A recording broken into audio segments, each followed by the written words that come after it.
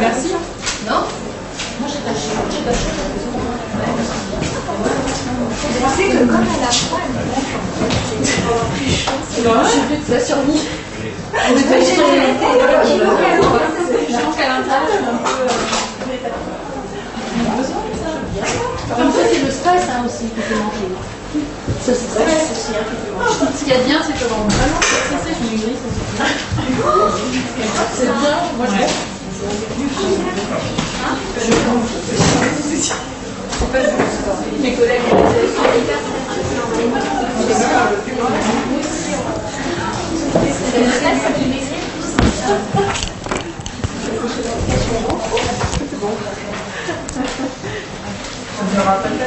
Bien, bonjour à tous et à toutes.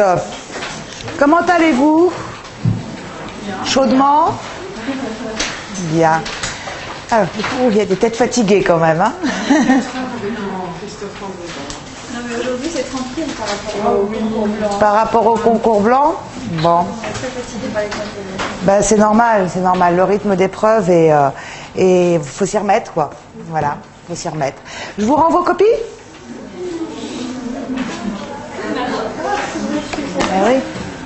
Eh oui, il fallait s'y préparer.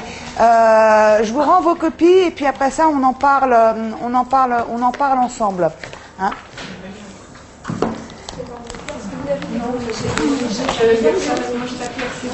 Vous n'avez pas eu le corrigé là? Si, la caméra elle est en route, j'espère. Non? Je les prends. Si, c'est grave. Bien sûr que c'est grave si ma caméra fonctionne pas. Je vais aller regarder. Si.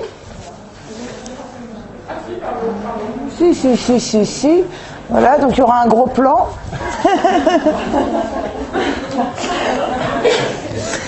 Voilà, ça c'est fait. Donc les notes sont pas fabuleuses. Hein. C'est pas fabuleux. C'est pas très mauvais non plus. Hein. Il y a bien pire. Hein. Dans l'ensemble, vous êtes entre 6 et 13. Sachant qu'il y a quand même une grosse concentration entre 8 et 10. Voilà. Alors, je vous rends ça. Elisabeth Doppler. Dominique Barrière. Hop là. Tenez. C'est inutile de faire entrer la solennité. Hein. C'est juste des copies de CB1, d'accord, hein. Donc, Virginie Folny. Voilà. Sandrine Agosti. Zineb Kriem. Lise Salor. Laurence Rocchini.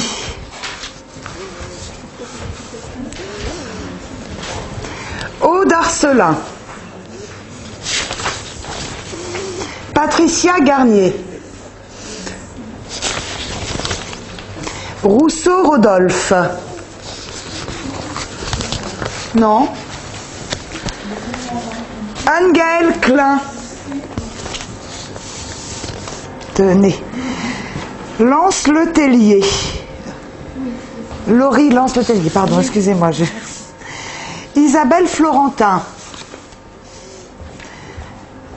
Nathalie Masmonteil-Martin.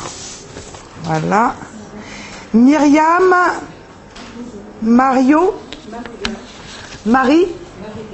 Marigard.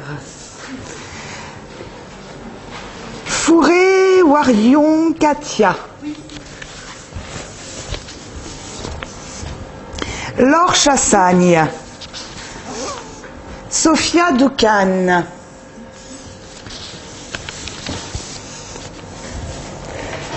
Oups. Sabine Bouteillon Blanc. Et Ilham Soumer. Non, j'en ai encore une. Ah non, j'en ai encore plein.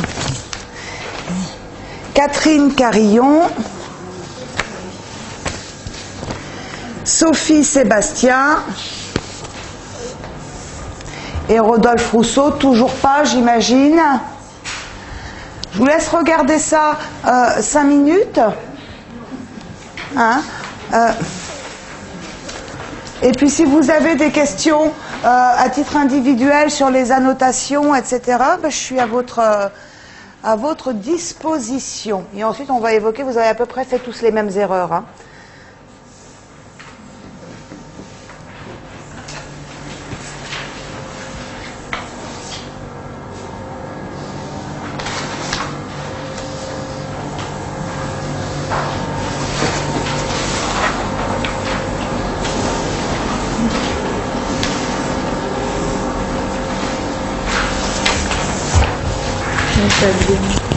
Pardon. C'est trop étroit pour une matière secondaire.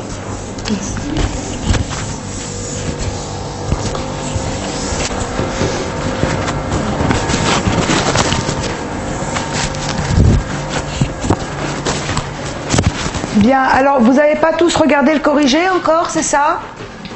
Moi, j'ai pas eu accès au site. Vous n'y avez pas eu accès? Alors, concrètement, sur ce sujet-là, votre difficulté à tous, moi il me semble que ça a été une difficulté de construction. Vous avez eu du mal à concevoir un plan qui ne soit pas un plan bancal. Vous l'avez ressenti comme ça sur table aussi? Voilà, donc vous avez eu du mal à ne pas construire un plan, à construire un plan qui ne soit pas un plan bancal.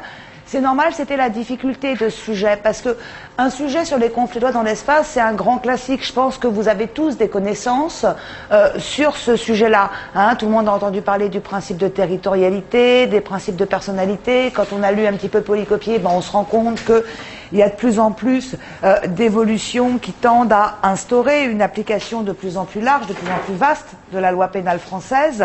Bien. Donc ça, en termes de recensement des connaissances, moi j'ai pas vu de difficulté. Je ne sais pas si vous l'avez fait avec ou sans polycopier finalement. Sans pour la plupart. Bon, c'est bien, c'est bien. Donc vous voyez, on retrouve quand même ces connaissances, parce que moi sur aucune des copies, je n'ai décelé un problème de connaissance. Et pourtant, avant le concours blanc, vous me disiez tous, oh là là, on sait rien, on sait rien, on sait rien.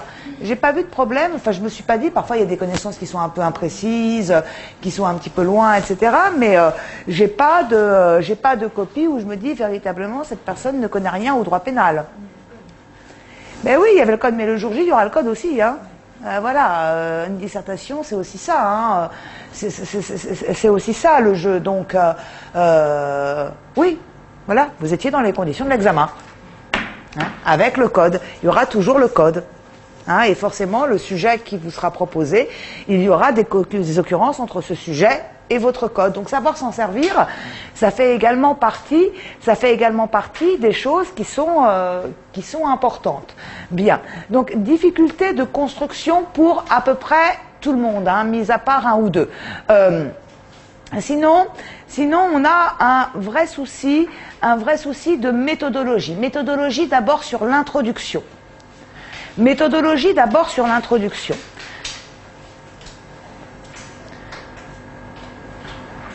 Pour la plupart, et vraiment quand je dis pour la plupart, c'est quasiment tout le monde, hein, sauf une ou deux personnes, vous n'avez pas réussi à me construire une introduction propre, dans laquelle on retrouve à peu près tout ce qu'on attend. Alors, pour reprendre ça rapidement avec vous, faites attention, on est sur un exercice académique. On est sur un exercice qui est académique, c'est pas un exercice professionnel, et donc on attend de vous que vous soyez particulièrement rigoureux sur la conception de l'introduction et sur la construction du plan derrière. Dans une introduction, qu'est-ce que l'on trouve? Dans une introduction, on va trouver d'abord l'entrée en matière.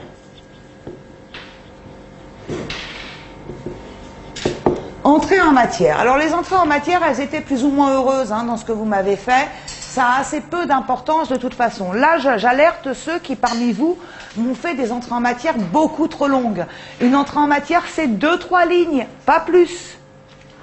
Pas plus. Pour certains, l'entrée en matière occupe quasiment une page. C'est pas possible. Et donc, on met un temps fou avant d'arriver enfin au sujet. Mais quand il arrive au sujet, votre correcteur, il est déjà agacé. Donc, une entrée en matière, c'est 2-3 lignes, guère plus. Là, on n'est pas sur un sujet qui se prête à de belles entrées en matière, mais vous pouviez quand même entrer en matière sur l'actualité avec les comportements qui s'apparentent au djihadisme. Vous pouviez entrer en matière sur quelque chose de plus classique avec la naissance des grands États indépendants. Vous voyez, il y avait quand même plusieurs possibilités qui étaient valables pour entrer en matière. En tout cas, encore une fois, une entrée en matière de 3 lignes. Une fois qu'on est entré en matière, retour à la ligne. Je ne sais pas pourquoi, mais vous semblez avoir du mal à sauter des lignes. C'est important de le faire. C'est important de le faire parce que tout simplement, ça structure votre réflexion et ça facilite la tâche du correcteur. Donc, une fois qu'on est entré en matière, retour à la ligne, en sautant une ligne. Là, ici, on doit trouver la définition des termes du sujet. On doit trouver la définition des termes du sujet. Vous ne pouvez pas vous dispenser de définir les termes de votre sujet. Ce n'est pas possible. Or, à la lecture de vos copies, sur l'ensemble des copies que j'ai corrigées, il y a 2 personnes qui ont pris le temps de me définir la notion de conflit de loi dans l'espace. Tous les autres, ils s'en foutent. Ils s'en foutent. Ben non, je définis pas. Bon, de toute façon, on sait bien ce que c'est, hein, à quoi ça sert. Non, mais non. On vous donne un sujet qui s'intitule les conflits de loi dans l'espace. Je veux immédiatement, après l'entrée en matière, trouver une définition de ce que sont les conflits de loi dans l'espace. Quand parle-t-on de conflits de loi dans l'espace? À quel moment est-ce que l'on en parle? On parle de conflits de loi dans l'espace pour désigner la situation dans laquelle au moins 2 États se reconnaissent compétents pour juger un même fait. D'accord? C'est pas compliqué, mais il faut le dire. Vous ne pouvez pas vous dispenser, vous l'avez dans votre corrigé, hein, la définition. Là, ce qui m'intéresse, c'est surtout le martèlement méthodologique. Je vous assure que si vous avez une introduction déjà qui est propre, qui est conçue comme on attend qu'elle soit conçue, vous gagnerez des points. Hein. Tous les gens qui sont à 8-9 avec une intro propre et bien construite, vous étiez à 9-10, plus qu'à 8-9. Hein. Ça change les choses, quand même. Et ça, c'est vraiment pas compliqué, il suffit de vous discipliner un petit peu. Hein. Donc, définition des termes du sujet. Alors, la définition des termes du sujet, sa longueur va être très variable. Là, en l'occurrence, la notion de conflit de loi dans l'espace, c'est pas une notion très compliquée. Donc, en 2-3 lignes, vous pouviez avoir défini cette notion-là. Mais parfois, vous pouvez avoir des sujets dont les termes nécessitent d'être explicités plus longuement. D'accord ? Pour exclure des aspects, pour inclure d'autres aspects. Donc il n'y a pas de limitation sur l'espace définition des termes du sujet. Hein. Accordez à la définition des termes du sujet la place qu'elle mérite. Il ne s'agit pas de tourner inutilement autour du pot quand les choses relèvent de l'évidence. D'accord ? En revanche, si toutefois vous êtes sur une notion sujet qui appelle des explications, prenez le temps de les donner. Le correcteur vous sera toujours reconnaissant et votre démarche de réflexion, d'interrogation du sujet sera toujours récompensée, nécessairement. D'accord? Une fois que j'ai défini les termes de mon sujet, retour à la ligne, ben oui, on va en sauter des lignes. Une fois que j'ai défini les termes de mon sujet, retour à la ligne. Ici, je trouve le premier temps de la problématique. Premier temps de problématique, c'est au moins sur une dizaine de lignes. Hein. Et c'est pas les 1-2 lignes que certains m'ont balancé comme ça. Donc c'est au moins sur une dizaine de lignes, le premier temps de la problématique. Hein, c'est le point de départ de votre raisonnement. Vous avez tous regardé les vidéos là-dessus, sur comment est-ce qu'on élabore, qu'est-ce qu'on met sous le premier temps, qu'est-ce qu'on met sous le deuxième temps, etc. Hein? Ça, il faut le faire. Dizaine de lignes, le premier temps de la problématique. Retour à la ligne. Le deuxième temps de la problématique.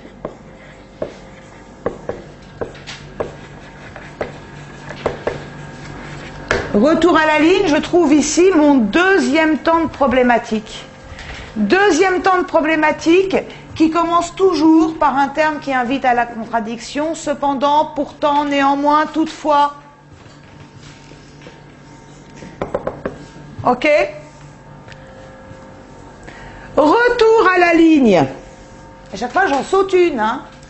Troisième temps de la problématique. Alors ça, c'est bien simple. Troisième temps de problématique, personne n'en a fait. Hein, c'est ambiance, fuck le troisième temps de problématique. Hein. Rien à foutre. C'est important pour le correcteur, le troisième temps de problématique. Vous savez tout ce que c'est quand je parle... Non. Alors, le troisième temps de problématique, ça va être ces 2-3 lignes dans lesquelles je vais synthétiser le conflit entre le premier et le deuxième temps de problématique, en la forme d'une interrogation. Ainsi, le problème se pose de savoir. Ainsi, la question est celle de... D'accord? Et ces 2-3 lignes, je veux les retrouver après qu'on ait sauté une ligne après le deuxième temps. D'accord? Il faut absolument que j'ai mon troisième temps de problématique. Et enfin, retour à la ligne, annonce du plan. Retour à la ligne, annonce du plan. Vous voyez, vos intros, elles ne ressemblent pas à ça. Hein. D'accord, hein. Nous, on est plutôt, dans ce que j'ai vu, on est plutôt dans l'ordre du gros pâté. Hein. Où j'ai de bonnes idées, hein, parce que pour la plupart, moi, j'étais assez agréablement surprise sur le fond. Hein. C'est-à-dire que les idées sont bonnes, on voit qu'il y a une vraie réflexion, on voit que c'est approfondi, etc. Sauf que c'est tellement raconté n'importe comment, sans aucune structure, c'est tellement balancé comme ça, que vos idées perdent toute leur valeur. Toute leur valeur, si vos idées ne sont pas convenablement structurées, si elles ne sont pas convenablement mises en balance, si chaque idée n'est pas à sa place, les idées ne valent rien pour le correcteur. D'accord? On n'est pas dans un truc de créativité, là, on fait du droit, et en plus du droit pénal, il faut un truc carré. Il faut un truc carré. Chaque chose a sa place. D'accord? On ne construit pas les impôts civils et pénales finalement de la même manière. Bah si, ça rejoint, enfin à ma connaissance, hein, c'est pas le même, ça rejoint ce que vous dit Christophe. Christophe, il vous dit phrase d'accroche, plus ou moins, oui. Définition. Alors lui, la définition des derniers sujets, il appelle ça premier temps de la problématique, mais en gros, on retrouve exactement les mêmes passages. Hein. Oui, c'est juste dans la construction purement des lignes et tout ça, on n'est pas exactement... Voilà, mais là, les sauts de ligne, il faut absolument les respecter parce que ça va tout simplement faciliter le travail de votre correcteur. Et comme vous n'êtes pas toujours très clair à la rédaction sur ce que vous voulez dire, c'est-à-dire que vous avez de bonnes idées, mais vous les livrez un petit peu en fatras, hein, ça sera important d'avoir les sauts de ligne, parce que si vous êtes toujours dans votre fatras, au moins le correcteur avec le saut de ligne, il voit à peu près où il en est, quoi. Il se rend compte qu'il est passé au deuxième temps de problématique. Moi, sur la majeure partie des copies, je ne savais pas si on était sur le premier temps, sur le deuxième temps, si on était encore dans la définition, j'en savais rien. J'en savais rien parce que d'une part, votre rédaction n'était pas claire, et ensuite, il n'y avait aucun effort de structure. Donc voilà, on a une introduction où la personne bavarde, quoi. Il faut construire. Hein. Une dissertation, c'est un exercice de construction. Construction d'un plan, mais aussi construction d'un propos. D'accord? Donc ça, c'est très, très important. Alors, plus précisément, je vous le disais tout à l'heure, la définition des termes du sujet, personne ne l'a fait, quasiment. Hein. C'est pas possible. C'est pas possible. Premier temps de problématique. Est-ce que vous avez eu du mal? Est-ce que vous avez eu du mal à aller chercher vos différents temps de problématique sur ce sujet-là? Oui. Un peu pour organiser les choses d'une façon intéressante. Alors, il faut, si vous avez regardé comme il faut les vidéos, il y a 3 questions à se poser tout simplement pour aller chercher une problématique. Hein. 3 questions qu'on se pose toujours dans cet ordre-là. Et on va le faire ensemble sur ce sujet-là. Vous allez voir, c'est tout simple. Première question que l'on se pose, que se passe-t-il actuellement s'agissant des conflits de loi dans l'espace? Quelle est la grande tendance? Qu'est-ce qui se passe actuellement s'agissant des conflits de loi dans l'espace?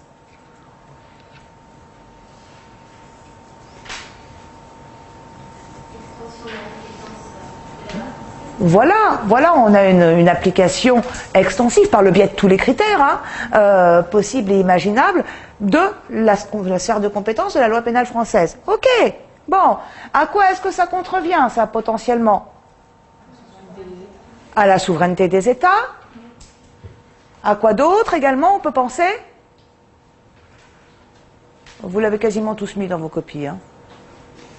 À la légalité aussi. Bon, ben voilà, elle est là, votre problématique. Pourquoi vous avez du mal? C'est pas compliqué. C'est ça. Donc j'ai mon mouvement. Première question que je me pose, qu'est-ce qui se passe actuellement? Application extensive de la loi pénale française. D'accord. À quoi est-ce que ce mouvement contrevient? Deuxième question, à la souveraineté des États et puis à la légalité criminelle à certains égards. Stop. Vous voyez, il n'y a pas de difficulté. Et qu'est-ce qu'elle vous dit, la dame, dans la vidéo? Elle dit la réponse à la deuxième question devient sur la copie le premier temps de problématique et la réponse à la première question, le mouvement, devient le deuxième temps de problématique. Donc sur ma copie, premier temps de la problématique, ça va être quoi? Je vais le construire autour de souveraineté, l'égalité. Le deuxième temps de la problématique, je vais le construire autour de l'extension de compétences de la loi pénale française. Ça va? Voilà quoi. C'est des choses que vous aviez, Donc, premier temps de problématique, il me faut un entier paragraphe que je vais consacrer effectivement à l'idée suivant laquelle d'habitude les États souverains appliquent leur loi pénale chez eux. D'accord? Donc là, l'idée du premier temps de la problématique, ça va être que depuis la naissance des grands États indépendants, vous l'avez dans votre corrigé, tout ce que je vous dis là, depuis la naissance des grands États indépendants, il est un principe cardinal en droit pénal qui est le principe de territorialité. Ce principe de territorialité, il est très étroitement corrélé avec l'émergence des souverainetés nationales. Chacun est libre de déterminer les valeurs sociales dignes d'être protégées dans les limites qui sont celles de son propre territoire. Ce principe de territorialité est un principe qui a en outre été valorisé lors de la Révolution française, car ce principe permet, on le sait, la meilleure sauvegarde possible de la légalité criminelle. D'accord ? Voilà pourquoi Beccaria, Montesquieu ont assuré tour à tour la promotion de ce principe de territorialité. Or, il se trouve que si chaque État applique sa loi pénale sur son propre territoire, il n'est pas question de conflit de loi dans l'espace. Toutefois, deuxième temps, vous voyez, premier temps de problématique. L'égalité, souveraineté, territorialité, pas de conflit de loi dans l'espace. Toutefois, deuxième temps de problématique, la réalité est plus complexe. Et on constate que la loi pénale française s'applique bien au-delà des frontières de notre République. Comment expliquer cette évolution? D'une part, les nécessités de la répression. On est dans un monde dans lequel les individus circulent. Et parmi ces individus qui circulent, on trouve les délinquants, les auteurs d'infractions. On est par ailleurs dans un monde où se développe une criminalité transfrontalière. Songez à ces grandes infractions dont on parle à l'époque contemporaine, comme le terrorisme, comme le trafic de stupéfiants, comme la traite des êtres humains. Vous voyez, toutes ces qualifications pénales qui recoupent bien souvent l'existence de réseaux internationaux. D'accord? Or, si on se limitait à la territorialité, de tels agissements, de par leur caractère international, pourraient bien rester impunis. C'est pour cette raison que le législateur œuvre à étendre la compétence de la loi pénale française en dehors du territoire de la République. C'est ce que nous a montré. On utilise le droit positif et l'actualité en intro pour argumenter. C'est ce que nous a montré la loi du 21 décembre 2012 en permettant la répression des agissements s'apparentant au djihadisme lorsque ces agissements ont lieu hors du territoire français, sur le territoire d'État qui n'incrimine pas ces mêmes comportements. Ça va ? Par ailleurs, outre les nécessités de la répression, ce sont également les velléités expansionnistes des États, puisque le droit pénal est très étroitement corrélé à la souveraineté, et que chaque État, il n'y a pas que la France, chaque État dont la France tend naturellement à vouloir étendre toujours plus loin sa propre souveraineté. Donc au-delà des nécessités de la répression, on a également les volontés expansionnistes des États souverains qui se veulent encore davantage souverains, qui vont parfois justifier un dépassement du principe de territorialité pour permettre à la loi pénale nationale de s'appliquer en dehors de ses frontières, quand bien même la répression ne rendrait pas une telle intervention nécessaire. Vous pouvez évoquer ici les hypothèses de compétences personnelles actives, passives ou encore hypothèses de compétences réelles.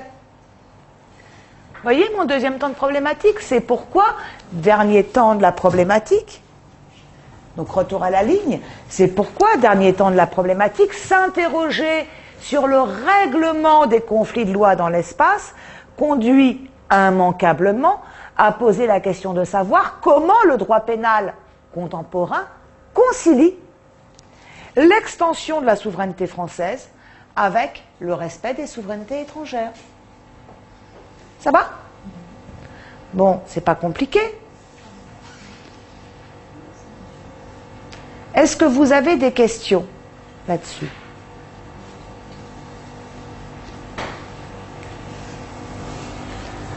Non ? Oui ?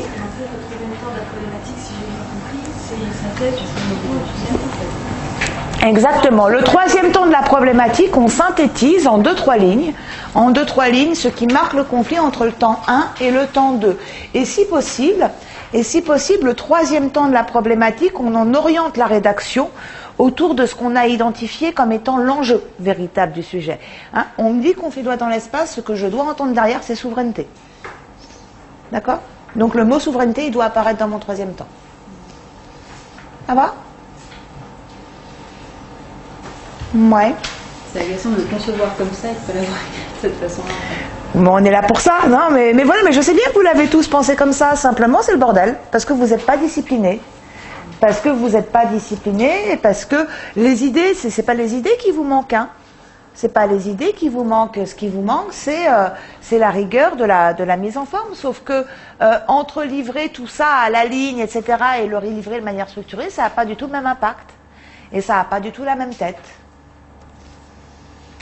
D'accord ? Donc ce sont des idées que vous aviez tous. D'où l'importance d'être extrêmement rigoureux quand on déroule l'introduction, d'être extrêmement rigoureux sur les aspects méthodologiques. Ça va ? Donc travail sur la problématique, il faut vraiment là, et c'est valable pour tout le monde, muscler cette part du travail-là. Après ça, sur la forme, premier temps de problématique, deuxième temps de problématique. Après ça, sur la forme, au-delà du problème général de structure, pour ceux qui ont tenté de structurer, on a aussi des petits soucis. Parce que bien souvent, on ne comprend pas, pour beaucoup, dans la marge, j'ai noté, on ne comprend pas où est l'idée générale. Je ne comprends pas où est l'idée générale de ce premier temps. En gros, ça veut dire je ne comprends rien à ce que vous me racontez là. Où est-ce que vous allez ? Qu'est-ce que vous voulez me montrer ? Il faut toujours, quand on débute un temps de problématique, que ce soit le premier ou le deuxième temps, il faut toujours, en tête du premier temps de problématique et en tête du deuxième temps de problématique, prendre la peine de résumer en 1 ou 2 phrases ce que vous voulez dire. ce que vous allez dire là, et ensuite vous argumentez. Il ne faut pas qu'on trouve l'argumentation sèche, parce que pour vous c'est clair, puisque vous voulez dire, et vous savez où vous voulez en venir, mais celui qui vous lit, il n'est pas dans votre tête. Comment je devine, moi, où est-ce que vous voulez en venir en m'empilant ces différents exemples? Je ne sais pas. Je ne sais pas. Donc il faut me dire, à chaque fois, en tête de chaque temps de problématique, quelle est l'idée générale de ce temps de problématique. Et ensuite, vous pouvez argumenter. Mais je ne veux pas l'argumentation toute seule. Ok? Par ailleurs, j'insiste, une introduction, on argumente, donc si vous voulez, chacun de ces deux temps de problématique, qu'est-ce qu'on va trouver?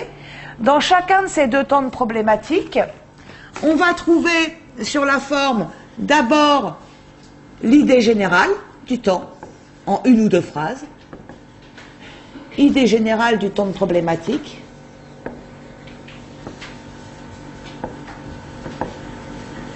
en une ou deux phrases, et ensuite, derrière, l'argumentation autour de cette idée.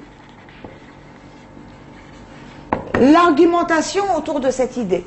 On va démontrer que cette idée générale, elle ne vient pas de nulle part. Elle ne vient pas de nulle part. Alors l'argumentation, qu'est-ce qu'on va pouvoir trouver ici?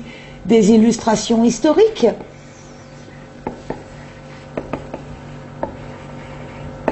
Des illustrations théoriques. Si on sait par exemple que, là par exemple pour les conflits dans l'espace, on savait que Montesquieu et Beccaria avaient valorisé le principe de territorialité, allons-y, parlons-en là de Montesquieu et Beccaria, parce que c'est pas dans le corps du devoir qu'on va les caser. Vous voyez, illustration historique, naissance des grands États indépendants, c'est ici qu'on l'indique également, c'est pas ailleurs. Et puis également des illustrations de droit positif. Et si possible, ici, il faut vraiment que vous me reteniez ce que vous avez de meilleur en guise d'illustration de droit positif. Ce que l'on a de meilleur, ce qu'on a de plus actuel, ce dont on pressent que c'est attendu par les correcteurs. On l'évoque nécessairement en intro. D'accord ? L'intro, si vous voulez, ça va être le lieu dans votre devoir où vous allez devoir, où on attend de vous que vous fassiez le lien entre le volet théorique de votre sujet et le droit positif. Ce lien, il faut le faire. Il faut le faire. Donc, chacun des deux temps de problématique doit être construit de cette façon-là. Ce que je vous ai dit là pour le premier temps, c'est valable aussi pour le deuxième. Et il faut utiliser vos meilleures illustrations, ce que vous avez de meilleur en guise d'exemple. Il faut l'évoquer dans l'intro. Attention, je dis l'évoquer, non pas l'expliquer, parce que l'explication, elle viendra ensuite dans le corps du devoir. Mais il faut que le correcteur trouve les mots-clés qu'il attend, dit dans l'intro, donné dans l'intro. Et avec quel degré de précision? Alors, c'est-à-dire qu'il faut l'évoquer, mais pas trop le développer Pas le développer du tout. Pas le développer du tout. Par exemple, vous voyez là, alors vous verrez des illustrations de tout ça dans le corrigé, mais quand on parle de l'extension de compétences de la loi pénale française, pour l'illustrer, je vous ai dit, on va dire voilà, émergence d'une criminalité transfrontalière à laquelle le législateur réagit, entre parenthèses, la loi du 21 décembre 2012 a, en ce sens, et on ferme la parenthèse. Vous voyez, de manière très succincte, mais au moins la mention est faite. Parce que pour un correcteur, quand on lit une intro, si la mention est faite, ça veut dire que vous allez en parler et que vous ne l'avez pas oublié. C'est important. Faites attention parce que votre tendance, elle est bien souvent à faire des introductions désuètes. Je ne sais pas pourquoi, on dirait que vous gardez de côté pour la suite tout ce que vous avez d'intéressant. Sauf que si votre intro, elle est désuète, elle n'est pas en prise avec ce qu'on attend, etc., il y a assez peu de choses pour qu'on aille plus loin dans la lecture. D'accord ? Donc il faut absolument m'évoquer ce qui est fondamental. L'évoquer sans l'expliquer. Parce qu'il ne faut pas déflorer le sujet non plus. Ça va ? Est-ce que vous avez des questions sur l'introduction? Est-ce qu'il y a des choses sur lesquelles vous souhaiteriez qu'on revienne encore? Moi, je pense avoir fait le tour, là. sur l'intro des principaux écueils que j'ai relevés. Mais véritablement, dans les devoirs que j'ai pu voir, je crois que j'ai marqué à tout le monde, hein, tout le monde, j'ai indiqué travail introductif insuffisant. Hein. Pas de travail introductif, pas de structure, argumentation non soignée, on ne voit pas où est la problématique, etc. Ben, c'est parce que tout ça manque. Ça va, sur le prochain, ça... Ouais, bah, c'est vous qui maîtrisez, hein, ça. Hein, c'est vous qui maîtrisez. Faites-moi les 3 temps, absolument, et astreignez-vous à ça. Vous allez voir, au bout d'un moment, il faut vous y astreindre, non seulement en concours blanc, bien sûr, mais aussi quand vous rédigez sur vos sujets maison. Hein, c'est important, plus vous en ferez, plus ça deviendra du réflexe, et moins ça sera une tâche compliquée que d'adopter cette construction-là. D'accord ? Juste une précision sur le temps, en fait, c'est l'introduction, donc il faut la rédiger ou non. Alors, tout dépend. Alors, sur l'introduction, juste pour que vous ayez une idée de calibre, sur un format de dissertation en 5 heures, la taille moyenne de l'introduction, c'est 2 pages et demie. Hein. C'est-à-dire, vous voyez, vous avez... Ah bah oui, c'est 5 heures, hein, les enfants, donc, enfin... 5 heures. Ben ouais. Donc, vous voyez, vous avez la première page où vous mettez votre nom. D'accord ? Toute celle-là, elle doit être remplie par l'introduction. Vous tournez, vous avez la page derrière qui est cachée un petit peu. Oui, je peux vous l'emprunter. Bon, alors, voyez, votre introduction, la première page. L'introduction, en principe, elle débute là. Voyez. Elle se poursuit là.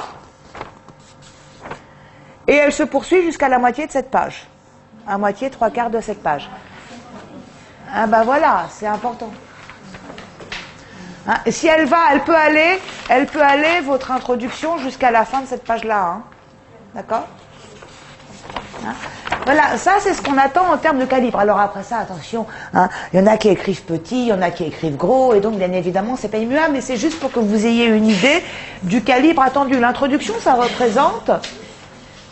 L'introduction va représenter un bon tiers du devoir. Hein.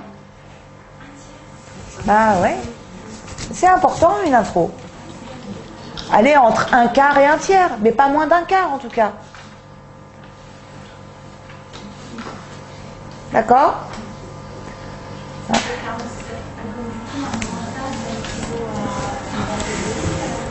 Après, une page par sous-partie. Après. Hein? Une page par sous-partie ensuite à peu près. Alors, sur la manière de rédiger son introduction, là je dirais c'est variable en fonction de vos lacunes et autres. Si vous savez, mais c'est pas grave d'avoir des lacunes, hein, simplement il faut les connaître et puis s'y adapter. Hein. Si vous savez que vous avez la plume assez facile, que la rédaction vous pose pas problème, etc., vous n'êtes pas obligé de rédiger intégralement votre intro sur le brouillon et profitez-en dans ce cas-là pour gagner du temps. Vous voyez, vous faites un plan détaillé au brouillon de votre intro, hein, vraiment ce qu'on a fait là. D'accord, hein, et puis vous partez directement à la rédaction. Maintenant, si vous savez que vous êtes un peu plus laborieux, que le travail de rédaction vous demande un effort, que vous avez du mal à faire en sorte... Dans ce cas-là, il vaut mieux prendre le temps, c'est pas grave, vous ferez un devoir plus court, il vaut mieux prendre le temps de rédiger un peu, de rédiger au brouillon son introduction avant de la faire passer au propre. Hein. Donc, mais en tout cas, la partie introduction, c'est forcément un exercice qui va vous prendre du temps. C'est sans doute la partie la plus importante du devoir, hein, cette introduction. En tout cas, une chose est sûre, c'est que tout correcteur lit forcément une introduction de bout en bout. Ce qui n'est pas le cas de tout le reste. Hein. Après ça, le reste, on garde le plan, on garde les sous-parties, on regarde comment ça commence, mais on ne lit pas tout l'intérieur. Enfin, quand c'est bien aménagé, on lit, mais enfin bon, quand c'est mal aménagé, on ne lit pas nécessairement. Ça va ? Ouais. D'autres questions sur l'intro ? Non. Alors sur le plan,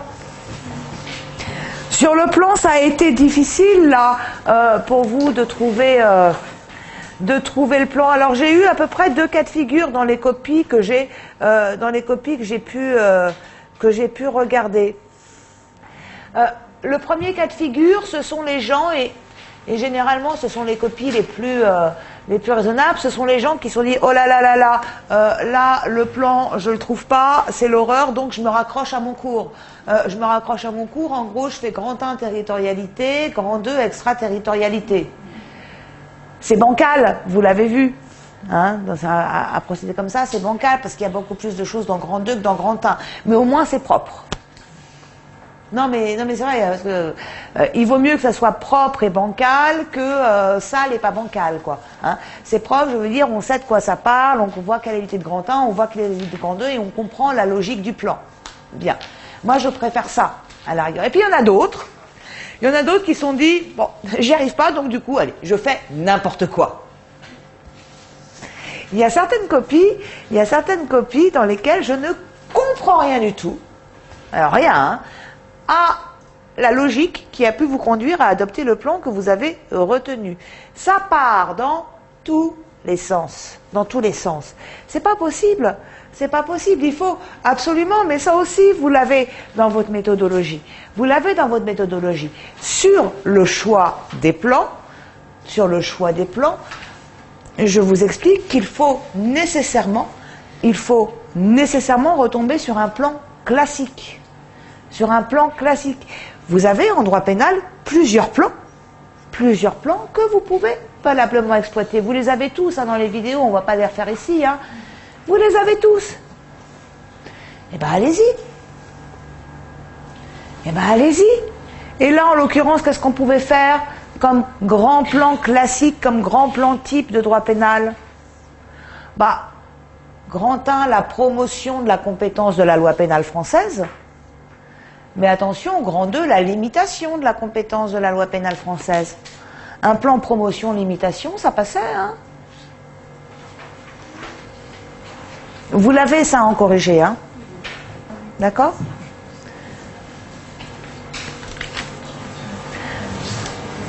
Hein? Promotion, limitation. Bah, dans un premier temps, oui, on voit bien qu'on va de plus en plus loin, mais néanmoins, ce je vais de plus en plus loin a quand même des limites, et des limites sérieuses. Ok? Alors, comment vous avez procédé, vous, pour découvrir vos plans, là, d'une manière méthodologique? Parce que une fois avec les questions, on essayait de voir comment ça pouvait permettre de d'expliquer la vie sur le sujet. Comment ça pouvait s'articuler? Alors, il ne faut pas que vous raisonniez, en vous disant, tiens, qu'est-ce que je vais dire et comment je vais le dire. Il faut vraiment que le plan, si vous voulez avoir un bon plan sur le sujet qui vous est donné, là aussi, il faut que vous soyez rigoureux. À chaque fois, quand on va chercher son plan, alors excusez-moi, je vais redire un petit peu ce qui est dans les vidéos, mais je pense que ça fera pas de mal. À chaque fois, la première question que l'on se pose, quand on a fini la problématique et qu'on va chercher le plan, c'est la suivante: est-ce que je peux reprendre les 2 temps de ma problématique en faisant grand 1, premier temps de problématique, grand 2, deuxième temps de problématique? Et en l'occurrence, vous, c'est ce que vous avez fait pour la plupart, en faisant grand 1 territorialité, grand 2 extraterritorialité. Ça va? Sauf que, comme je vous l'explique dans la vidéo, le plus souvent, on ne peut pas retenir les 2 temps de la problématique. Le plus souvent, ce n'est pas possible de faire passer temps 1 et temps 2 de la problématique en grand 1, grand 2. Pourquoi? Bah parce que tout simplement, il va y avoir une disproportion. Le plus souvent, ce qu'on dit dans le temps 2 de la problématique, qui est le mouvement, qui est ce qui bouge, est beaucoup plus intéressant et beaucoup plus actuel et beaucoup plus dense que ce qu'on dit dans le temps 1. Alors, sur 10 lignes en introduction, c'est normal, mais dans toute une partie, c'est plus normal du tout. Et là, pour la plupart, je me suis retrouvée avec des grands 1 dans lesquels vous tourniez autour du pot. Alors, vous avez disserté, je me moque gentiment, hein, mais j'ai lu des lignes et des lignes et des lignes sur la compétence de la loi pénale française à bord des aéronefs, à bord des navires. Ben... Non, mais pourquoi pas? Enfin, je veux dire, mais Mais il y en a même qui m'ont fait d'entières sous-parties sur les bateaux et les avions, quoi. C'est pas possible. C'est pas possible. Donc on voit bien que ce plan-là, territorialité, extraterritorialité, il est bancal. Donc si effectivement le plan qui traduit les deux temps de la problématique est bancal, ben on ne le reprend pas. On ne le reprend pas parce que notre copie va être boiteuse. Parce qu'on aura une partie beaucoup plus dense que l'autre. Et que ça, c'est pas possible. D'accord ? Et donc, si on ne peut pas reprendre les deux temps de la problématique, qu'est-ce que l'on fait ? Si on ne peut pas reprendre les deux temps de la problématique, on regarde si on ne peut pas exploiter un autre plan que l'on connaît. Tous les grands plans classiques qui sont tous en vidéo, hein, avec plein d'illustrations, etc. Ça, vous devez les apprendre. Et parmi tous ces grands plans classiques, vous verrez sur le film, il y a le plan promotion-limitation. Ben voilà. Ça va ? Bon, on se prend 5 minutes, hein, puis je déroule après sur les développements. Allez.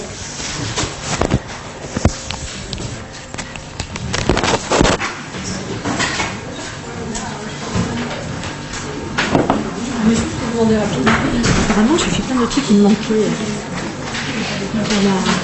Vous voyez, je vais taper, je pensais qu'en partant direct, et je suis étonnée que, au final, Mélanie, c'est ça qui me surprend, parce qu'il n'y a pas d'idée générale, il n'y a pas...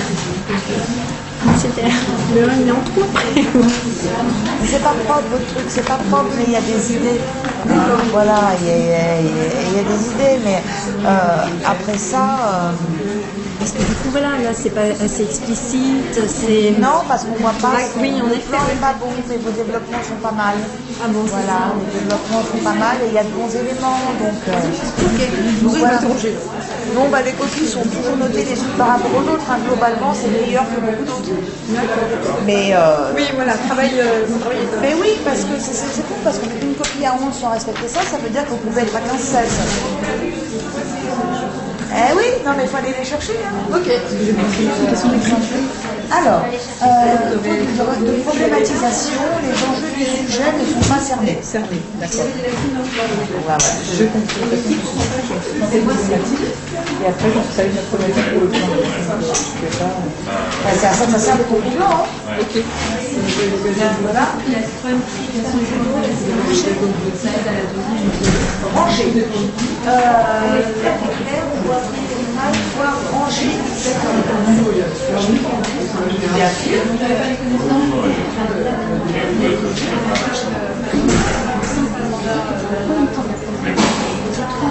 Non.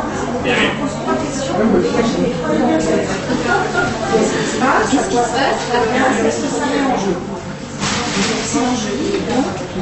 Qu'est-ce qui se passe le premier temps? Alors, non, ça ne fait pas ça.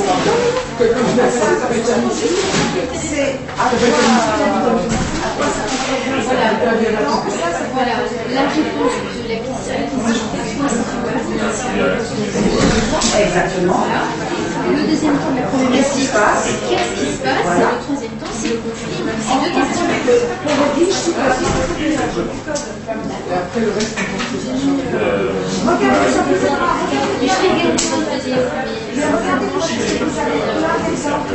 Ça vous aidera à faire, on a parlé ensemble, etc. Le fait de revoir les exemples sur un sujet, etc., ça vous aidera à vous avez regardez cette partie-là. Hein, ça, c'est juste celle-là. Ok, merci. Donc, je pose 3 questions. vous avez Que se passe-t-il? Donc, c'est la réponse. Vous avez senti? C'est la première réponse. Dans le premier temps de la problématique, c'est la réponse à quoi ça peut servir. Parce que moi, effectivement, je l'ai compris. Après, je vais à la curiosité, et après, le jeu. Le jeu, effectivement. À quoi ça compte, c'est ça. Donc, en fait, voilà, c'est la réponse. c'est la réponse. Parfois, ça confirme, qui devient le premier temps. Oui. Et d'ailleurs, c'est pour ça qu'elle dit qu'il faut commencer à parler de la souveraineté et après, vous abordez le fait que la loi pénale est appliquée à une extension. Ça, c'est le deuxième temps. Mais elle est limitation de la loi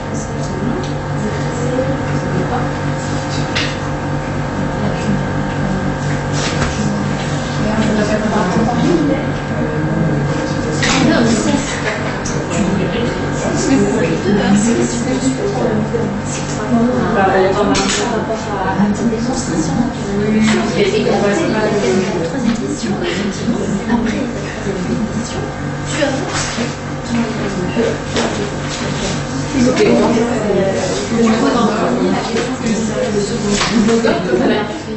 Oui, non, moi je l'ai dit. C'est ça. Le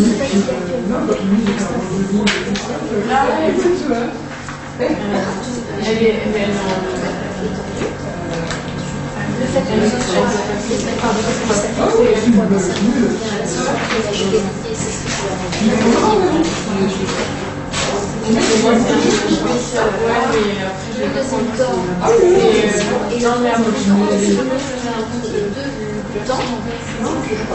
là, c'est l'enjeu. Moi je me suis dit, mais en fait, ce que j'ai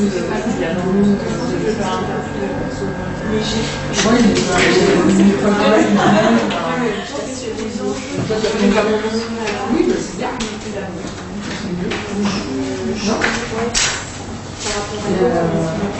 Moi, ce que j'ai fait, c'est que j'ai versé dans un en fait, j'ai fait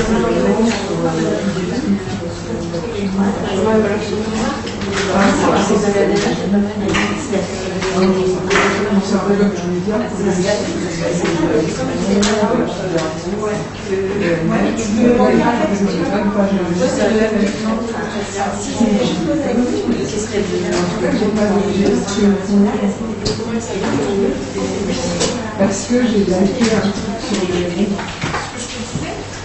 sur la page Facebook de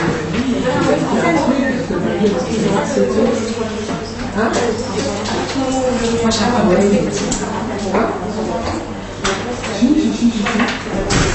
mais c'est vraiment bien quand il y a quelque chose là-dessus. Tous les 6 jours. Il faut que je sois sur mon ordinateur en grand page.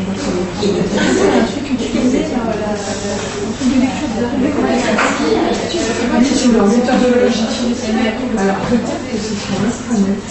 Ah ouais, parce que tu l'as, je peux vous l'envoyer. Parce que moi, tu sais, je fais de temps en temps des formations en interne, et là j'avais fait une formation, et en fait, au départ, je fais des formations, puis après, on met en place un suivi. Moi, je suis en interministériel, il y a besoin, tu vois, et après, donc, je fais des formations assez techniques, et après, il y a un suivi, où les gens posent des questions, et je refais ça sous forme de réunion. Sous réunion de service, on engage les questions, et ça fait partie des questions que j'ai eues. Il m'était aidé, pour la réponse à la réponse de cassation, j'avais travaillé avec ce non, mais alors il faudrait que tu m'envoies mais je comprends pas.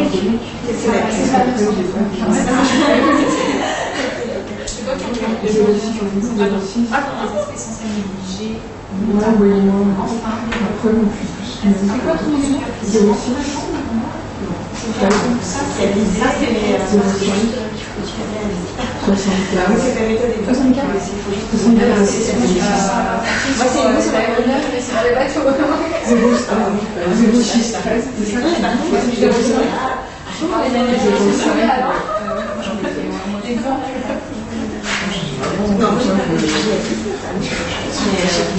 Moi, je me suis arrêtée à 65. 66. Une fois comme ça. Oui, attends, donc tu as appelé Dominique. Attends. Après, vous êtes assez même ou pas? Non. Ouais. Ah, ouais, parce que moi, j'ai pas fait ça. C'est pas ton téléphone. Super. Dans ton Dominique, toi,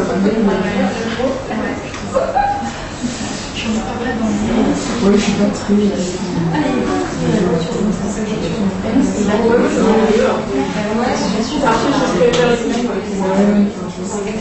En fait, j'envoie plus de messages que de. Oui,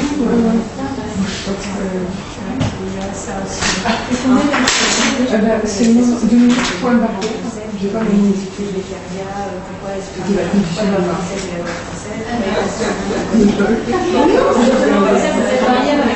ouais, comme tu l'as envoyé ici. C'est mon grand-père. Mon grand-père aussi. Ouais, bah, c'est social.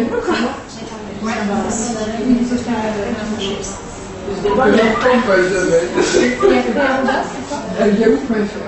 Après, ouais, mon pro, les gars, j'ai mon téléphone. Toi, c'est quoi le 0340, c'est qui? C'est moi.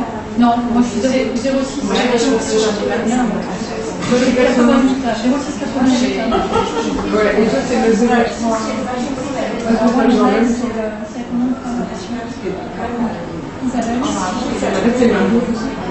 Et tu continues.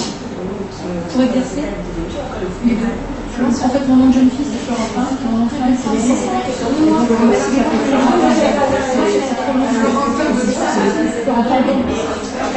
D'ombre. Comme une ombre, mais avec un verre. C'est la partie. Non, non, non. Moi, j'ai fait problème. Non, c'est tout attaché. En fait, j'ai mon nom. Enfin, je veux dire, je verse sur le nom. Ah oui, c'est Florentin, donc.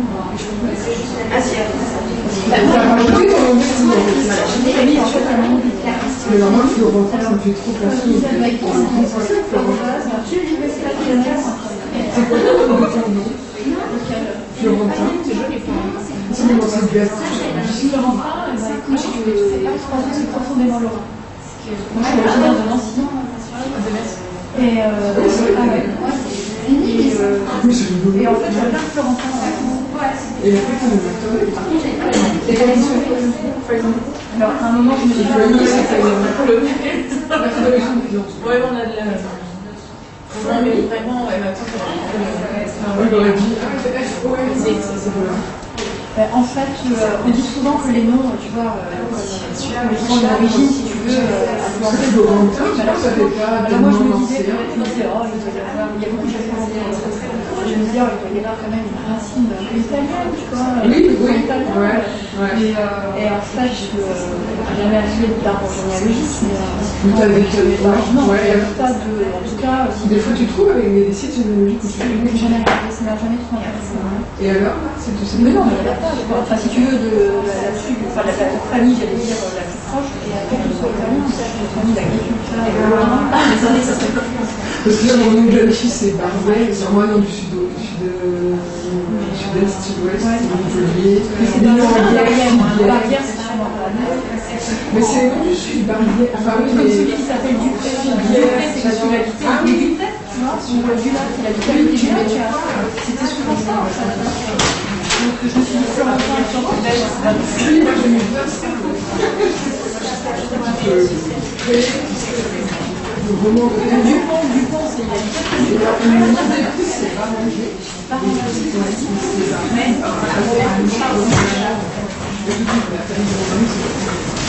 C'est le domaine du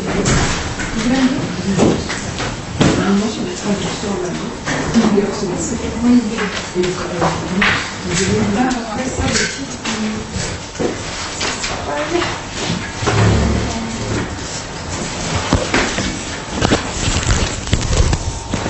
Bien. Alors, ça va sur le plan?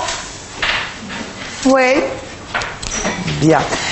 Faites attention également, certains parmi vous, je vous ai noté dans vos copies qu'il y avait un souci dans la formulation des intitulés. Le souci dans la formulation des intitulés, ça peut être pour plusieurs raisons. Le pire des défauts, c'est quand on ne comprend pas ce que vous voulez dire. Et il faut absolument, dites-vous, qu'un intitulé, c'est ce qui doit exprimer l'idée générale de votre grand 1, de votre grand 2, de votre grand A, de votre grand B. Si on ne comprend pas ce que vous voulez dire dans l'intitulé, ça veut dire qu'on ne comprend pas votre plan. Et si on ne comprend pas votre plan, ça veut dire qu'on part du principe que votre plan est mauvais. Hein? Le correcteur ne dit pas « Waouh, je comprends rien, qu'est-ce que ça doit être intelligent ?» D'accord ? Donc, il faut absolument que vos intitulés soient limpides. Limpides. Hein? Donc, véritablement, l'essentiel dans un intitulé, mais ça, à force de lire des corrigés, à force de regarder les vidéos, etc., la logique des intitulés, elle va se mettre en place. Hein? Elle va se mettre en place. Il faut absolument que ce soit simple. Dites-vous bien qu'un plan, c'est un tout. Hein? Un plan, c'est un tout. Il faut qu'on comprenne non seulement l'intitulé en lui-même, mais il faut également qu'on comprenne l'intitulé dans son opposition à son intitulé jumeau. Hein? Quand je lis l'intitulé de Grand 1, je dois non seulement comprendre de quoi vous allez parler dans Grand 1, mais je dois également pouvoir comprendre, quand je le confronte à l'intitulé de Grand 2, ce qui oppose Grand 1 à Grand 2. Et même chose pour A, B. Hein? Donc véritablement, faites un effort dans la formulation des intitulés sur le côté explicite. Ça, c'est très important. Ensuite, il y en a d'autres pour qui j'ai relevé des problèmes de synthèse, des problèmes de...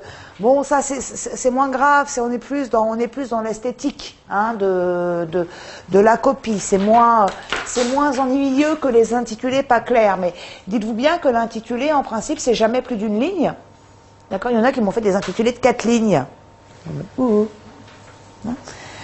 Donc, un intitulé, c'est jamais plus d'une ligne. D'accord ? Et puis, c'est aussi synthétique que possible.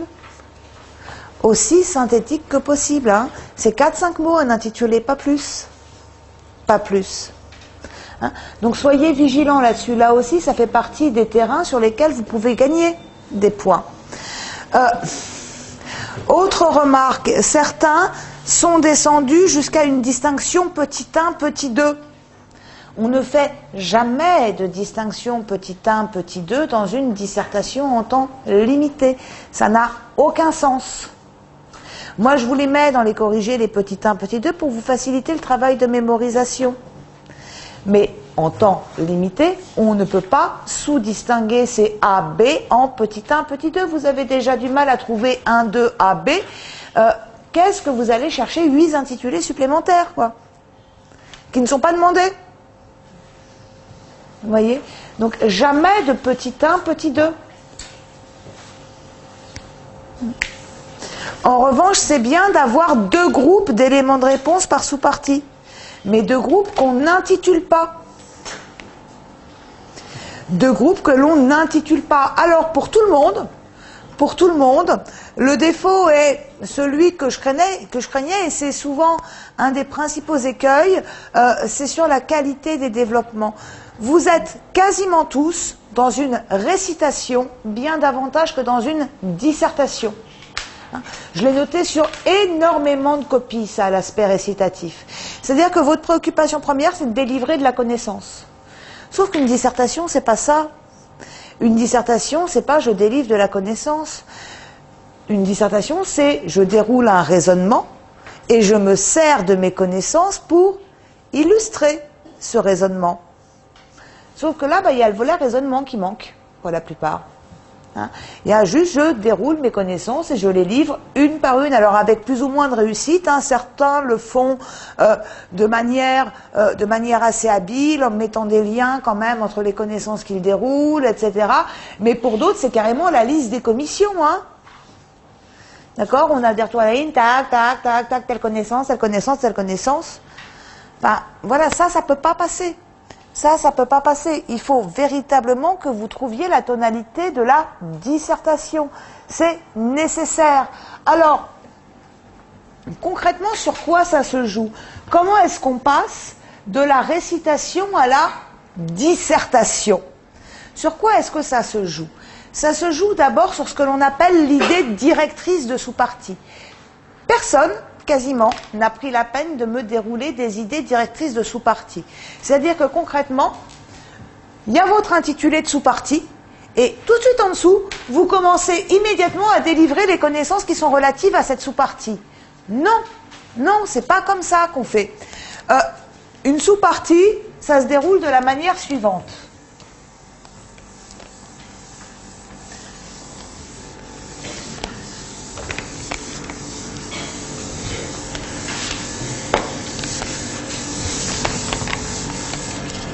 Une sous-partie, donc la voyez, hop, voilà, j'ai mon intitulé de grand A. Ce que je vais trouver dans le grand A, d'abord, première ligne ici, c'est l'idée directrice de sous-partie.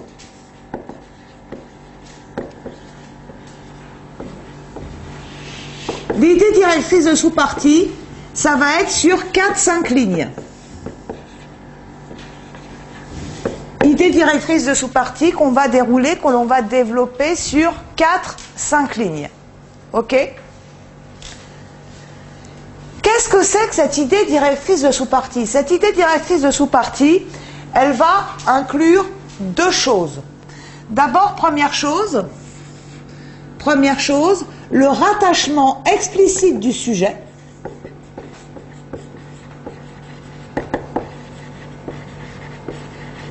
à la problématique introductive.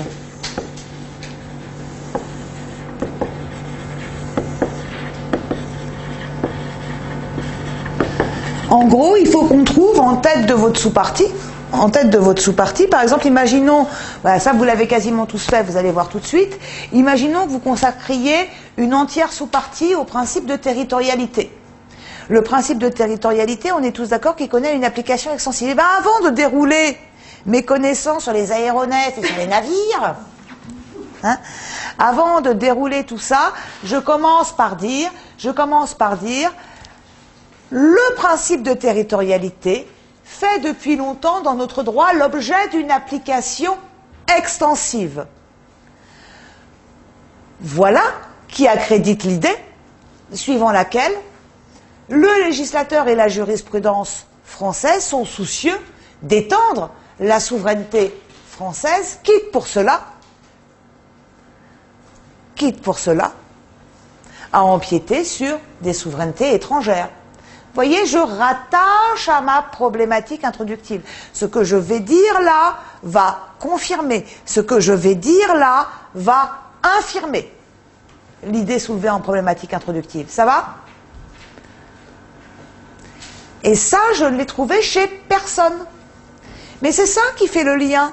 Votre raisonnement est là, mais forcément, comme vous n'aviez pas de problématique, c'était compliqué d'aller chercher des idées directrices après, parce qu'on n'avait pas grand-chose à quoi raccrocher. Donc, idée directrice de sous-partie, un rattachement explicite du sujet à la problématique introductive, toujours, voilà, il faut qu'on retrouve toujours accrédite ou discrédite, confirme ou infirme,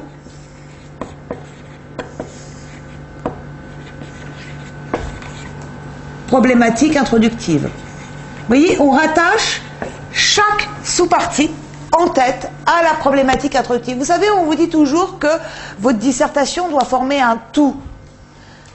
Mais comment est-ce qu'on fait pour qu'une dissertation forme un tout?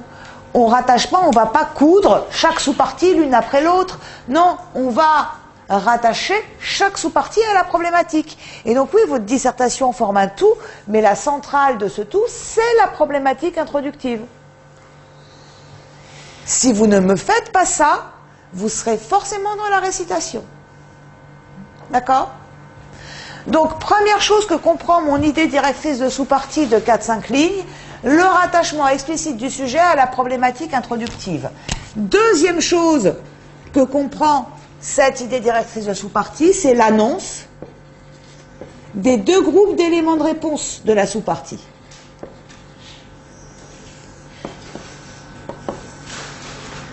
C'est l'annonce des deux groupes d'éléments de réponse de la sous-partie. Cela se décline d'une part, papa, et d'autre part, papa. D'accord? L'annonce des deux groupes d'éléments de réponse de la sous-partie.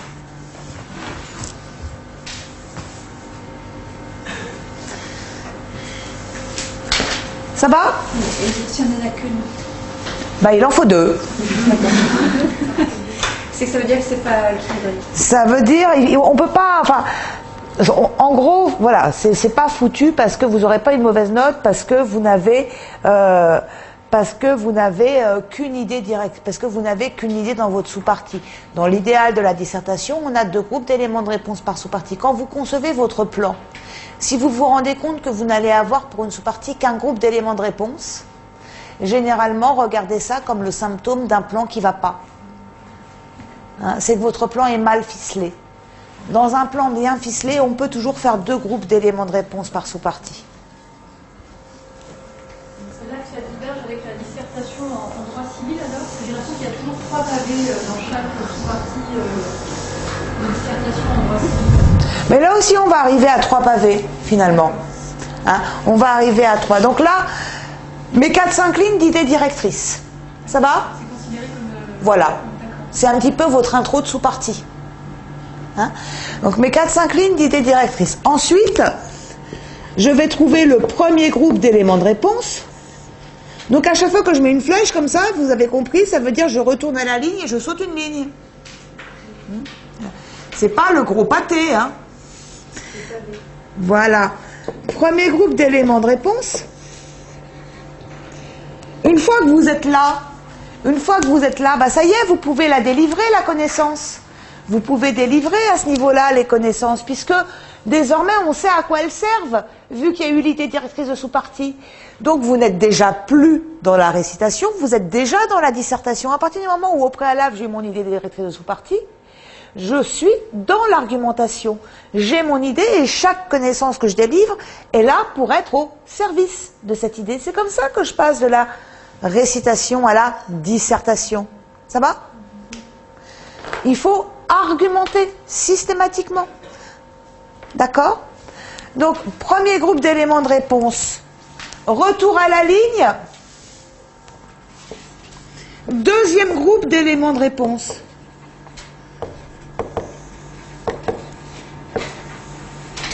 Premier groupe, deuxième groupe. Alors, plusieurs choses sur ces développements-là. Plusieurs choses qui vont vous permettre encore d'échapper à la récitation. D'abord, premier impératif, sélectionner l'information.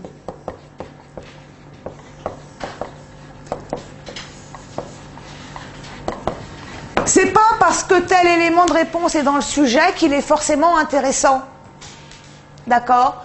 Dans tous les éléments de réponse qui sont disponibles pour argumenter sur telle ou telle autre idée, certains sont intéressants, d'autres sont secondaires. Il faut absolument que vous concentriez vos développements sur ceux qui sont intéressants. Hein? Et que l'on n'évoque pas les secondaires. Ça va? Donc, déjà, je sélectionne l'information. Je ne dis pas tout, je choisis ce que je vais dire en fonction de la pertinence de la connaissance, de la pertinence de l'exemple. Bien. Ensuite, je hiérarchise l'information.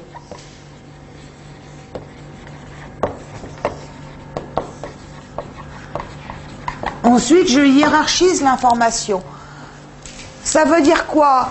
Ça veut dire que parmi les 2-3 exemples que je vais restituer, parmi les 2-3 illustrations que je vais restituer, je sens bien, intuitivement, que telle illustration est plus intéressante que telle autre. Hein? Eh bien, ce qui intuitivement me semble le plus intéressant, c'est ce qui va occuper le plus de place dans mes développements. Et ce qui intuitivement me semble le moins intéressant, c'est ce qui va être évacué en une ligne.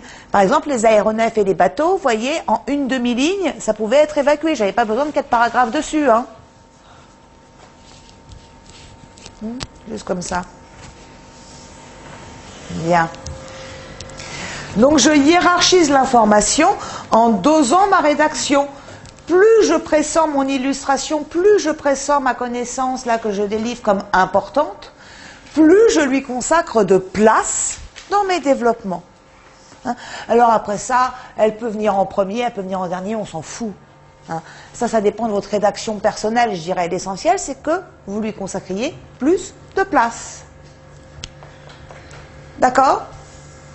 Sélectionner l'information, hiérarchiser l'information, et enfin, ce que certains ont du mal à faire, relier l'information. On relie entre elles, pour échapper à l'effet liste, on relie entre elles les différentes informations que l'on délivre. D'une part, d'autre part, en premier lieu, en second lieu, en troisième lieu, d'abord, ensuite, enfin.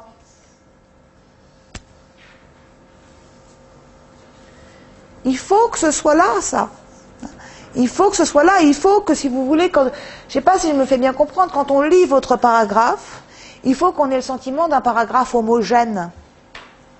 Il faut que vous réussissiez à construire un paragraphe homogène avec des éléments de réponse qui, eux, peuvent être hétérogènes. D'accord? Et tout ça, ça se fait dans la rédaction. On relit tout. Et si besoin, on n'hésite pas à rediffuser l'idée directrice qui va être un petit peu le ciment de tout ce qu'on est en train de dire là. Dans une partie, on peut relativiser si on annonce dans un petit 1, dans le petit 2, que si on annonce dans le titre de la sous-partie quelque chose qui va être nuancé. C'est-à-dire, pour être plus clair, l'extension du principe de territorialité, dans un grand B, on ne peut pas venir le nuancer dans le petit 2 par rapport au petit 1 si on n'annonce pas une extension nuancée ou quelque chose de ce type-là. Pour faire cohérent. Mais déjà, alors, deux choses. Moi, je crois que par sous-partie, il ne faut pas qu'on ait plus d'une idée. Si vous voulez dire, parce que vous voyez, si l'idée dans votre plan, c'est de dire, bah, ça s'étend, mais pas tant que ça, je ne vois pas ce que tout ça vient faire au sein d'une seule et même sous-partie. C'est que votre plan est un peu canard boiteux. Hein, moi, je veux retrouver une sous-partie sur l'extension et une sous-partie sur la nuance, dans ce cas-là. Vous voyez, il faut que vous appreniez, et ça c'est pas évident, parce que c'est déjà une première difficulté de revenir aux exigences académiques, à l'apprentissage des connaissances, à leur restitution, etc. Il va falloir que vous appreniez à ventiler vos éléments de réponse au sein du plan. Ça c'est un réflexe à avoir absolument. Pourquoi? Parce que généralement, comme vous ne travaillez pas assez sur les corrigés et que vous travaillez tous sur les polycopiés, vous avez une connaissance très monolithique de votre cours. C'est-à-dire que le principe de territorialité, dans vos têtes, c'est un gros bloc dans votre cours. La compétence personnelle active ou passive, dans votre tête, c'est un gros bloc dans le cours. Et vous avez ce mauvais réflexe qui est de restituer les choses par bloc.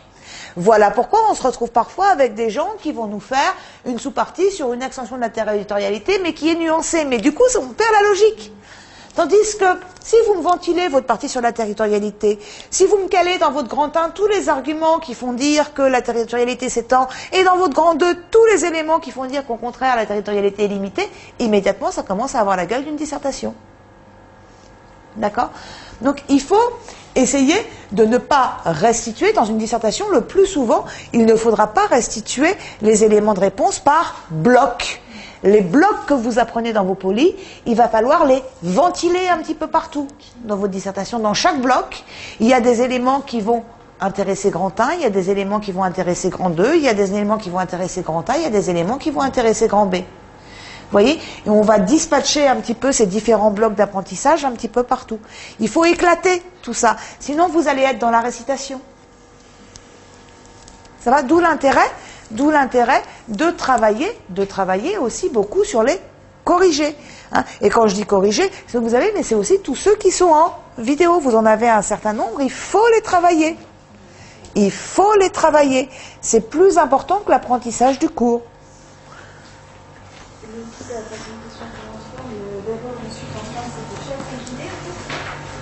Pour articuler vos exemples, hein, si vous avez 3 exemples à délivrer sur votre premier groupe d'éléments de réponse, bon bah vous dites voilà, tout d'abord, nanana, en premier lieu ceci, en deuxième lieu cela, et en troisième lieu cela, et ensuite deuxième groupe d'éléments de réponse, hein, d'autre part, machin, en premier lieu ceci, en second lieu cela, et en troisième lieu. Et ces 2 blocs matérialisés, première idée, deuxième idée. Oui, voilà. Voilà.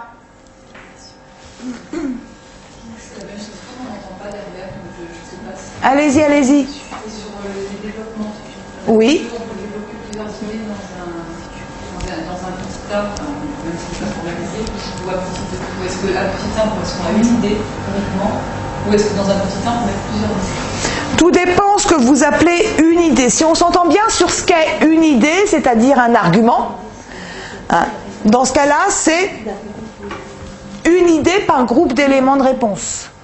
D'accord? Donc à chaque fois que vous avez groupe d'éléments de réponse, vous avez une idée. Si par idée, vous entendez exemple, illustration, dans ce cas-là, non, c'est 2 ou 3 par groupe d'éléments de réponse. D'accord? Ça va? Ouais. Donc, quand je vous parlais la dernière fois, je vous parlais de la qualité rédactionnelle, eh bien, la qualité rédactionnelle de la dissertation, c'est ça. Je sélectionne l'information, je hiérarchise l'information et je relis l'information. Tout cela au regard de mon idée directrice de sous-partie. D'accord? Ben voilà, il n'y a plus qu'à. À la fin de la sous-partie, retour à la ligne, et là je vais trouver ma conclusion de sous-partie, où je vais opérer un retour à l'idée directrice.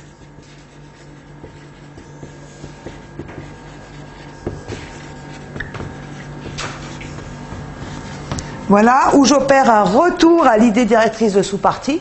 Donc de manière très simple, Là, par exemple, on allait dire qu'on allait accréditer l'idée d'une extension du principe de territorialité. L'extension du principe de territorialité apparaît donc avérée. Ce que je vais dire, ce que je suis en train de dire, ce que je viens de dire. Vous voyez, la logique démonstrative, on la retrouve tout du long. Là, je vais montrer que le principe de territorialité s'étend. C'est un fait, le principe de territorialité s'étend. Ça va?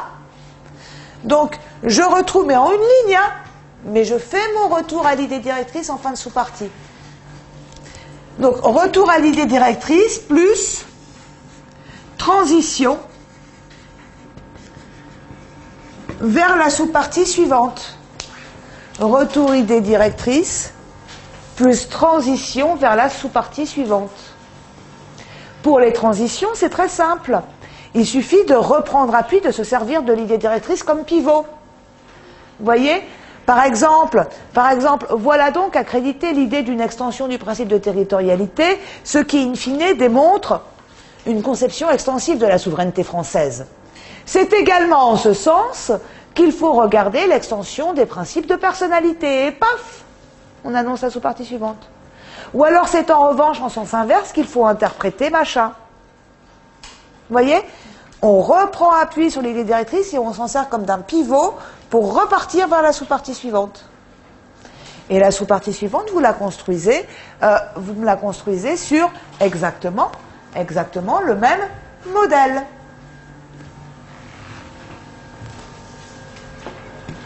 Donc il faut vraiment, vous savez, le jour J, vous ferez pas le devoir parfait. Et d'ailleurs, c'est pas ce qu'on vous demande parce que quand on est en condition, c'est difficile de penser à respecter tout ça et d'être parfait surtout. Mais dites-vous que plus vous vous rapprocherez de ce schéma-là, plus vous tendrez vers ça, meilleure sera votre note. C'est pas une question de connaissance, la note en dissertation. C'est pas une question de connaissance, c'est la question de savoir ce que vous faites de vos connaissances. Apprendre à cours, c'est à la portée de tout le monde, d'accord? Plus ou moins précisément, mais on s'en fout, on fait une dissertation. On vous demandera jamais d'être exhaustif dans vos connaissances, d'accord? Ce qui va être important, ça sera la façon dont vous utiliserez, dont vous mettrez en perspective ces connaissances-là.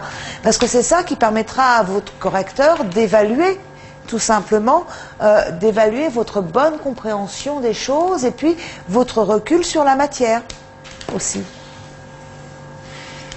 Donc, il vaut mieux, vous aurez une bien meilleure note.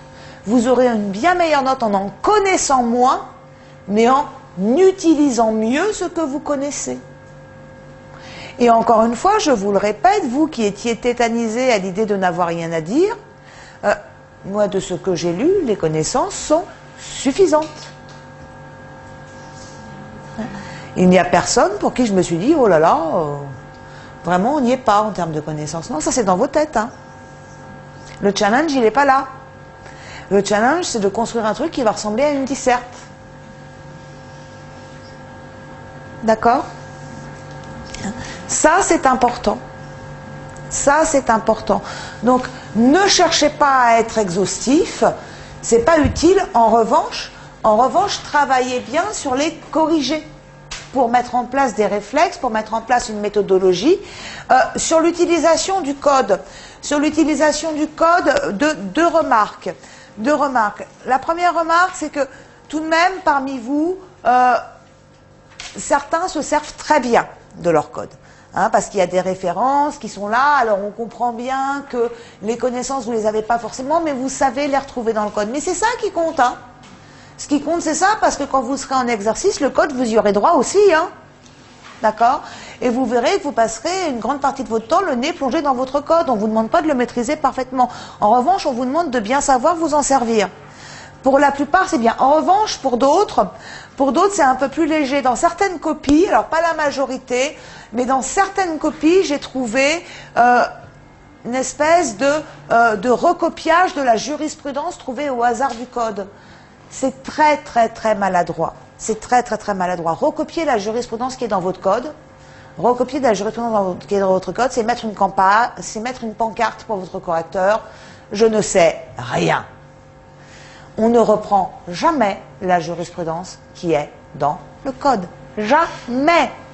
Et si on la reprend, on s'arrange pour ne pas la citer, pour faire comme si ça on le savait et pas comme si on l'avait recopié dans le code. Hein? Certainement pas. Vous savez, en droit pénal, on est sur une branche du droit, tout de même. On est sur une branche du droit en droit pénal qui est fondée sur la légalité. Qui fonde les grandes règles? Qui fonde les grands principes en droit pénal? C'est le législateur. La jurisprudence a un rôle ici beaucoup plus restreint, beaucoup plus étroit qu'en droit civil. D'accord?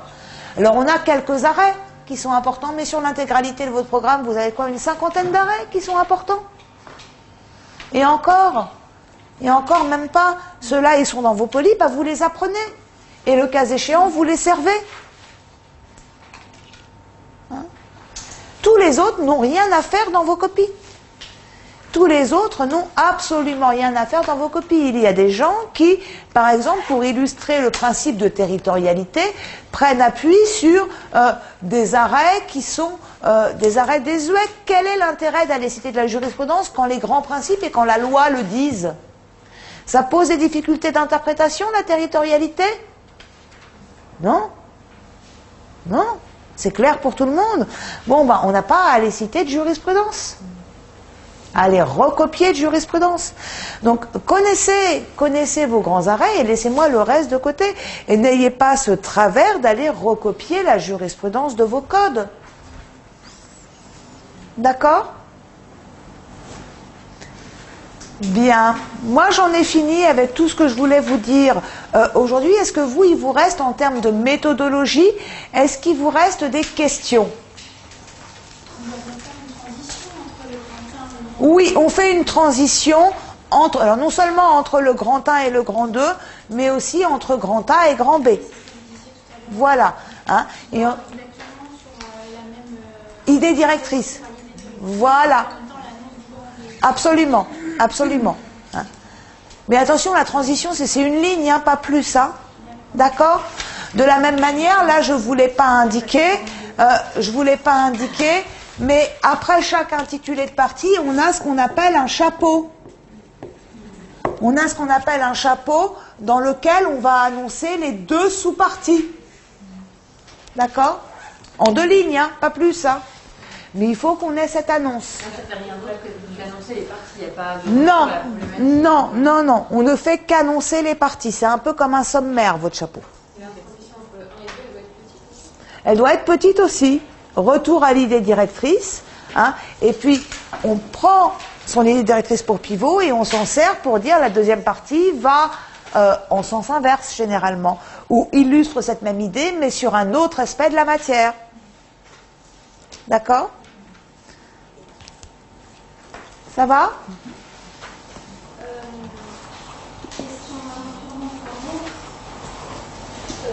La longueur de longueur, alors, en moyenne, encore une fois, c'est une moyenne, donc ça peut être moins, ça peut être un petit peu plus. Je dirais que sur une dissertation en 5 heures, 3 copies doubles, c'est bien. Entre 2 copies doubles et demi et 3 copies doubles. Hein, c'est ce qu'on peut produire en 5 heures. Alors, autre remarque, du coup, j'en profite, purement formelle. Faites attention, certains parmi vous écrivent comme des sangliers. C'est pas possible. Enfin, quand on a un problème de déchiffrage, à un moment donné, il faut se dire que le correcteur prendra peut-être pas la peine de faire cet effort-là. Hein? Il faut que vous soyez vigilants là-dessus. Hein. Ceux dont on a du mal à prononcer le nom quand on rend les copies parce qu'on n'arrive pas à lire ce que vous avez écrit, attention. Attention. Essayez, enfin, voilà, c'est pas une épreuve de graphologie, hein, bien évidemment, hein, mais qu'au moins on puisse vous lire. Hein, qu'au moins on puisse vous lire. D'autres choses? Non. Quand vous avez du mal à lire, vous l'avez écrit? Non, je l'ai pas écrit, non. Non, j'aurais dû, je ne l'ai pas indiqué. Bon, oui? Non, c'est pas utile une conclusion sur une dissertation. Alors à partir de là, de deux choses l'une, hein, soit vous avez un truc intéressant à dire en conclusion, un rapprochement avec autre chose, un élargissement du droit prospectif, pourquoi pas, etc. Et vous pouvez faire une conclusion. Soit vous n'avez rien d'intéressant à dire et on ne fait pas de conclusion pour dire que l'on fait une conclusion. Hein? D'accord?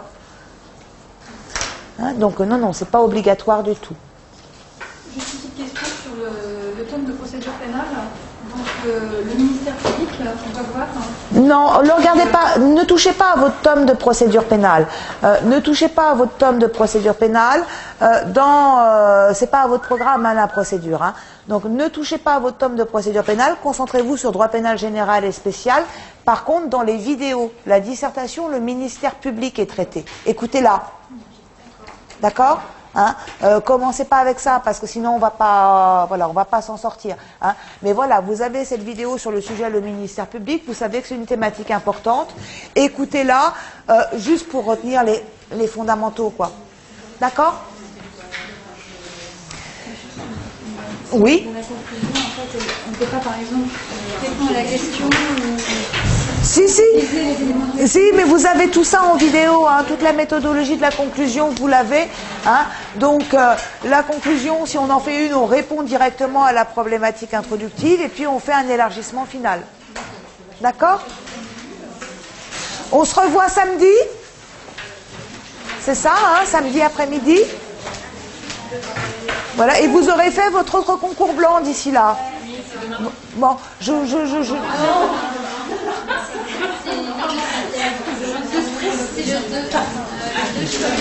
Donc c'est jeudi, j'aurai pas le temps de vous les rendre de jeudi pour samedi, hein, les concours blancs là, d'accord?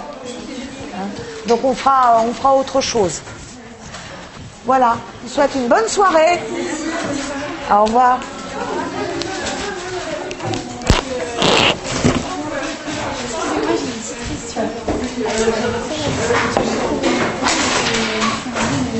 J'avais un petit correcteur un petit peu séduisant. Est-ce que ça va mieux? Oui, moi j'ai pas remarqué non, les gens dont le style était assez terrible, je noté dessus. D'accord, donc c'était juste pour voir si ça allait mieux. Ne vous inquiétez pas. Pour moi, en tout cas, de mon côté, ça passe. Pas de souci. Je vous remercie beaucoup. Bonne soirée. Pour respecter la forme, est-ce que des articles comme ici, ça peut être interprété? Par exemple, elle n'avait pas compris.